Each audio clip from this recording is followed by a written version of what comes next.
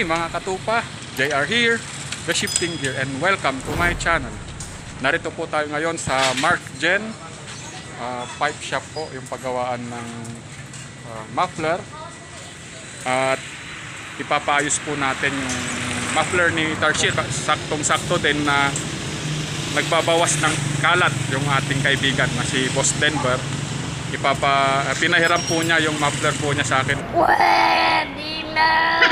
Sa akin mga katupa. Subukan natin at tignan po natin kung ano ang kalalabasan ng tunog ng muffler na ito.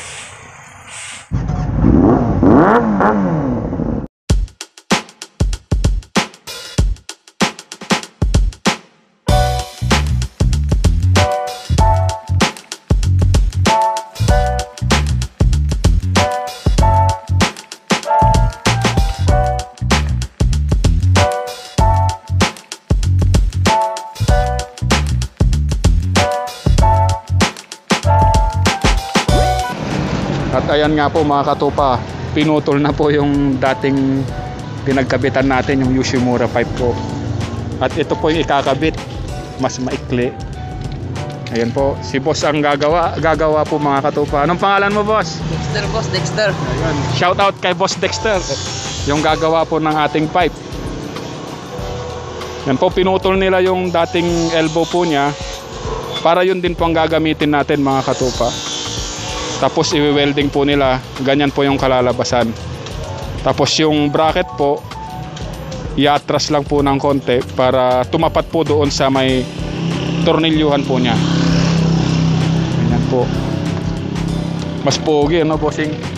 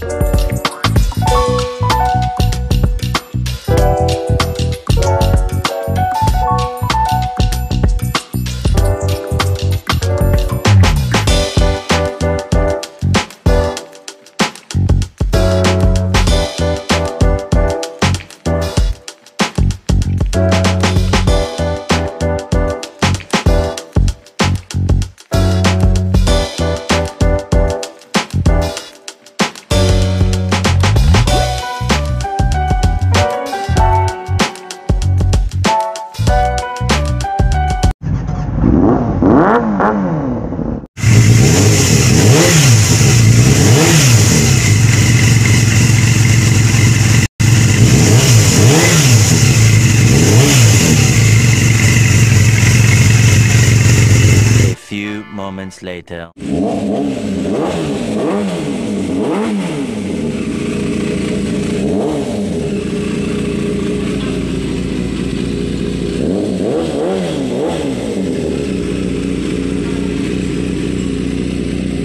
The next day. Yan mga katupa, sinubukan nating i-record kung ano ang tunog ni TARSIER sa bago po niyang pipe mga katupa. At ayan nga, bulahaw. Hindi naman masakit sa tenga. Ang lakas ng tunog. Halos lahat ng tao napapalingon. Naging tunog 1000cc yung 400. Yung lumang 400 mga katupa. Dito ko muna po pansamantalang puputulin yung ating video. At sa mga katupa po dyan, maraming salamat pong muli sa patuloy na pagsubaybay po ninyo dito sa ating channel mga katupa. At salamat pala kay Boss Denver, yung aming kasama sa DLPH Zone Manawag. Siya po ang nagpa-testing ng muffler na gamit po natin ngayon.